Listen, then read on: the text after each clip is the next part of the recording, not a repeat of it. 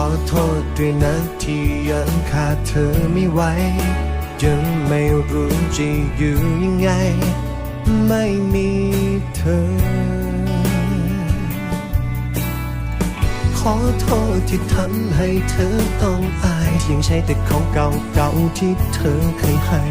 ขอโทษที่น้ำตาฉันมันไหลในเวลาที่ไม่ได้เจอกับเธอนานๆขอโทษที่ฉันมันน่ารำคาญยังพยายามจะห้ามให้ใครเข้ามา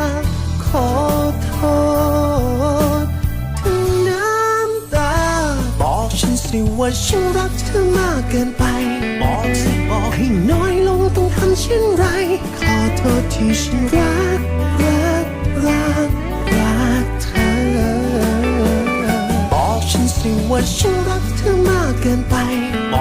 บอกกับฉันว่าให้ฉันมีคนใหม่